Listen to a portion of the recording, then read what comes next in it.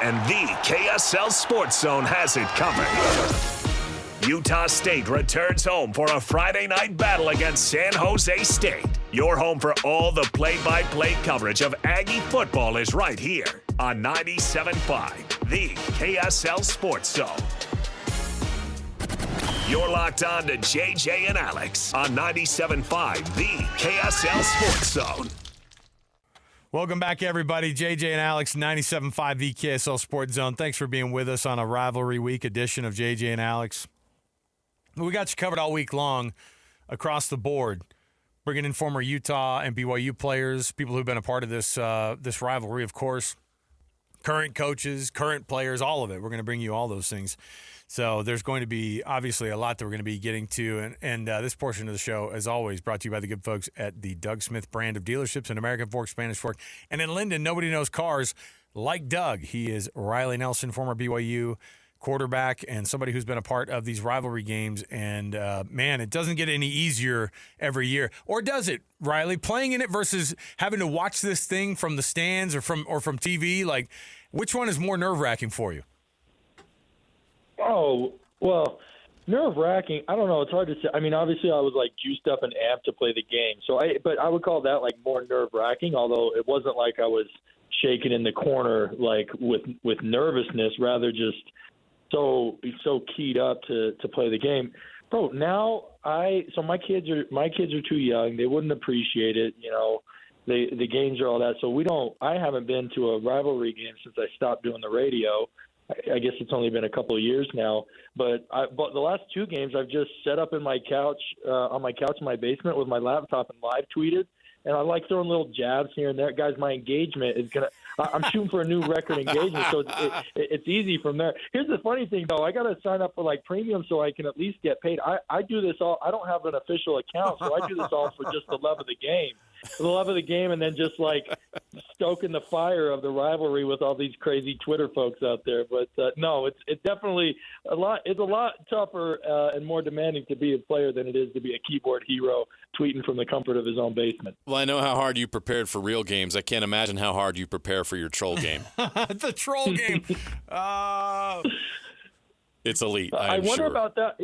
Well, no. Here's the thing about the troll game is I do have a lot of natural troll in me, and I think back to my time, and I just let it flow. It's just so instinctual. I think back to my times as a player, and because it was a rivalry, and you didn't want to screw it up, yeah, and you wanted to be you so wanted to be I look back, and I especially remember, I played against a defense. It was Starlo Tulele and Kruger and all these guys, and it was at Utah. And I remember just the amount of film that I was going over. And then I got there. And, I would have these plays. I would be pre-snap looking at our defense, and I'd be, rolling over these plays and blitzes and stunts that they were rolling, from film all the while we're trying to hike the ball. In other words, I say, I wish my real game, if I could go back 13 years, I'd let my real game mirror my troll game. My troll game, I sit down and I just let the fingers do the work. I probably over-engineered. I probably over-prepared a little bit for the actual rivalry. It'd be interesting to see what would have happened if I would have just let the natural instinct come out in that game. But no, it's the greatest week of the football season without question. Well, Riley, we go into this one, and it hasn't been since 2009 that BYU and Utah are ranked going into this rivalry game. How excited are you, just as a football fan, to see this on this stage in the Big 12, national television, two ranked teams in this rivalry game? Because this scenario does not happen often. Yeah, this is the best, and we got one of the I think it's the Fox pregame shows coming in. Yep. So all eyes on it, and we're so darn inbred, guys. With Coach Beck and Coach Simon and Coach Atuaya.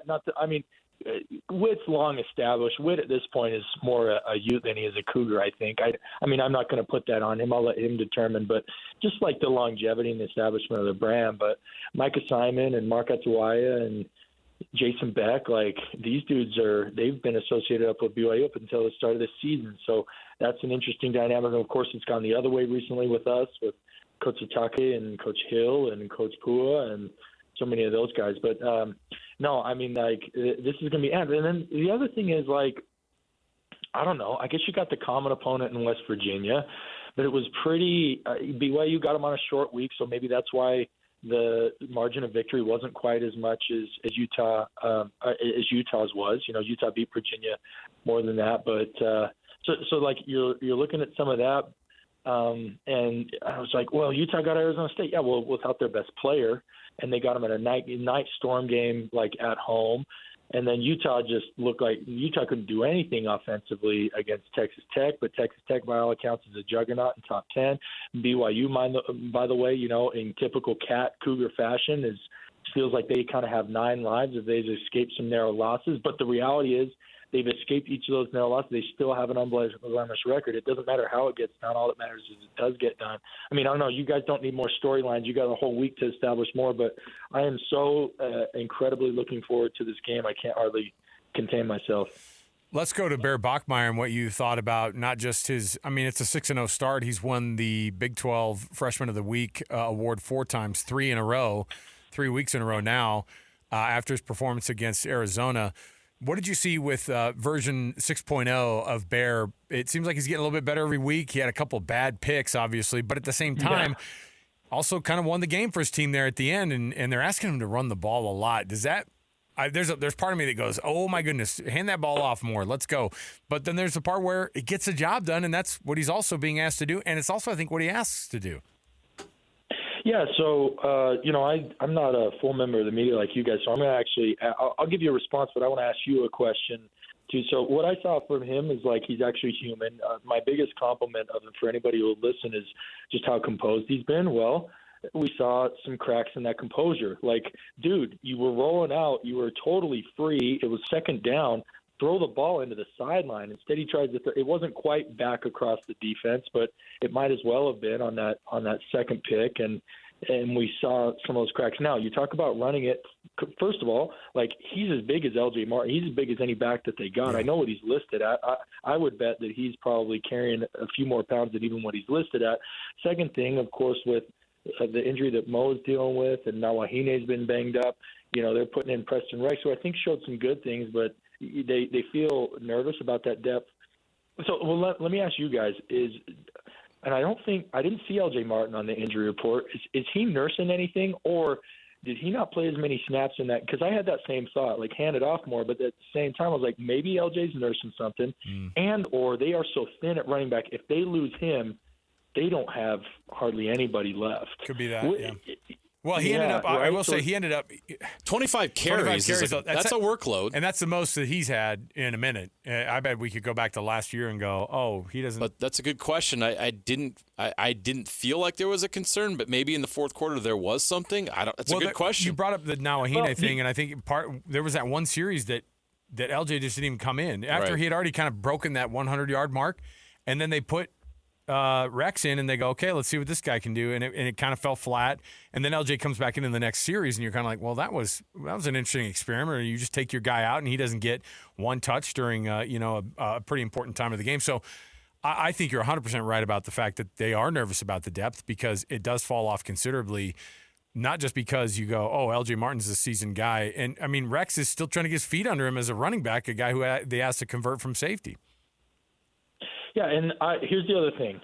What I love about Coach Roddick. So I've spent a lot of time with, not as much time as I like with actual high school coaches, but a lot of people run high school programs. You guys know I'm a fan of Utah Prep football, and you'll find me somewhere Friday night. And I'll tell anybody who will listen, one of the biggest missed opportunities for coaches is like when they set a system in stone, and then whatever their talent, and because it can vary so wildly from year to year with high schools, and they run that system no matter what their talent is. Well, looking at using BYU, it's game to game, it's week to week, where your strength, like which position group is going to have the disadvantage. And to me, here's another reason why we're wondering about LJ and all the carries that Bear had. Is to me that our offensive line versus their defensive front was BYU's main advantage. Like, it's evidenced by the fact that for about the final drive of the game that tied the game, and then all through overtime, they're like, nope, we're not. Like, it was a little risky, and we can't find any any cracks in your armor on the secondary, and we have no answers in the pass game. So why don't you deal with these 5 behemoths, our 8, and these 2 or 3 backs, and our willing blockers at running back as we get numbers of, and our quarterback who's 235 pounds. And why don't you guys deal with that? So, I think they did a good job of bouncing around the 3, but we talked about Bear and how he was able to get it done with his feet, but he this is not to discredit him because he is a willing and a productive runner, but on the scale of running weapons, he is no Taysom. He is no, and I know I'm comparing him to all-time greats, right? But he's no Taysom or no Lamar Jackson. Or if you guys remember back in the day with Michigan under Rich Rod or Denard Robinson, These were dudes. It didn't matter who was in front of them. They'd drop back. They'd find holes. They would hurt defenses off their raw athletic ability.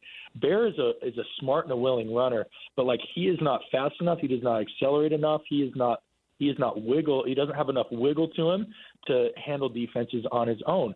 All of his run opportunities and run production was created by those 7, those 5 linemen, those couple tight ends, H-backs, and those running backs being willing to go out, get targets, and move bodies and create running lanes. Now, he was smart. So that's where I say I'm not – you can only – look, you can't sit here lamenting that he doesn't have Taysom Hill or Lamar Jackson's DNA, right? You can only grade him on the tools that he had. And the tools that he has is a great offensive line, a play caller who's willing to put him in situations where he can be productive, and then him to go out and be productive in those situations, meaning to identify the lanes, to get into those lanes and keep those sticks moving forward time after time. And that was amazing to me. I said I'm going to pat myself on the back a little bit here. I said going into that game, BYU's ability to establish the run was going to be the difference of whether they won or lost down in Tucson, and that proved to be the case, as evidenced by that final game-tying drive and all throughout the 2 overtimes.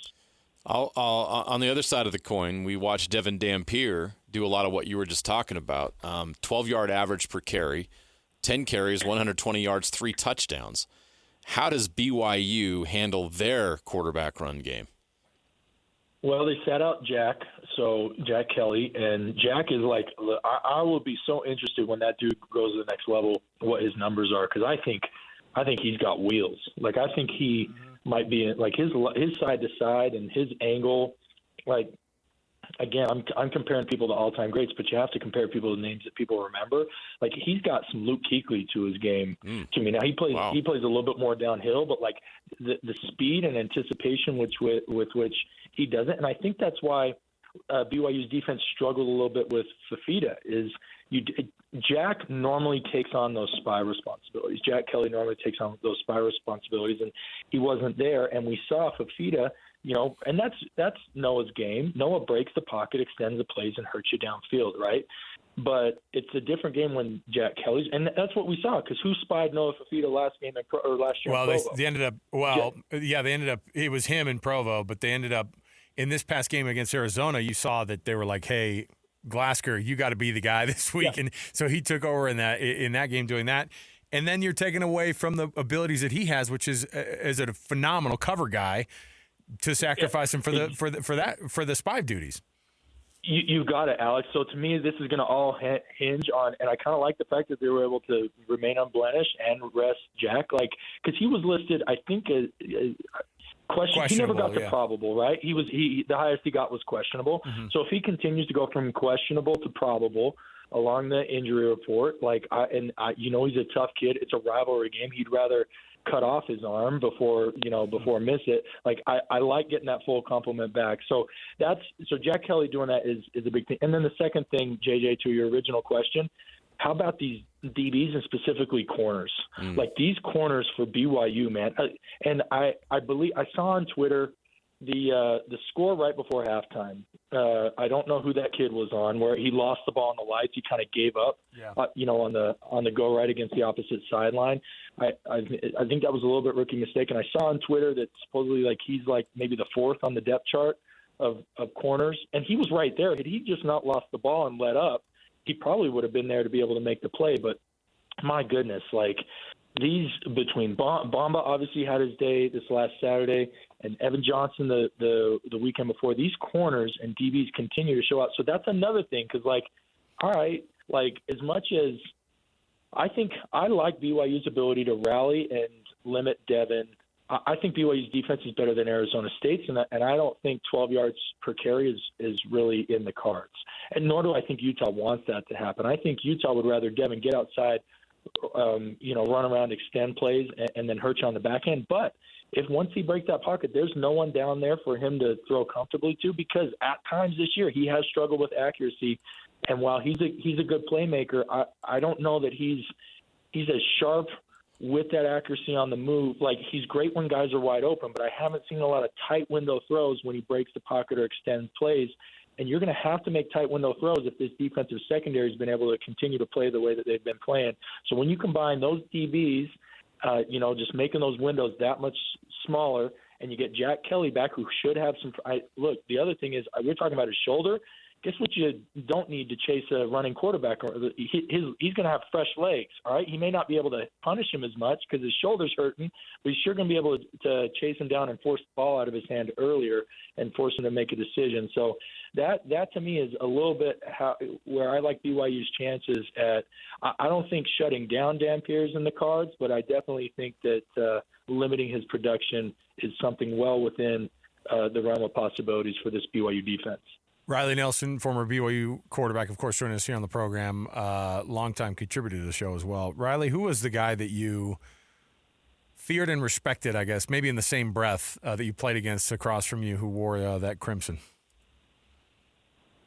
Yeah, it was. I mean, Star Lotulelei obviously goes. That was we shared senior years, 2012. Obviously, Star. I think he went 10th overall to Buffalo, maybe 13th. But anyway, early first round draft pick. Like, a nose guard completely altered our offense, meaning that we had to account multiple dudes to him on every play, and then that had ripple effects throughout our offensive game plan. We had to we had to change personnel groupings to make sure that we had the right help. It's like, all right, well, now that our guard has to be assigned to him together with the center, that what are we going to do on the edge? All right, well, I guess we can't go single tight anymore. We got to go two tight ends in this personnel set. And all right, if we got to go two tight ends in this personnel set, it actually works out of this formation better.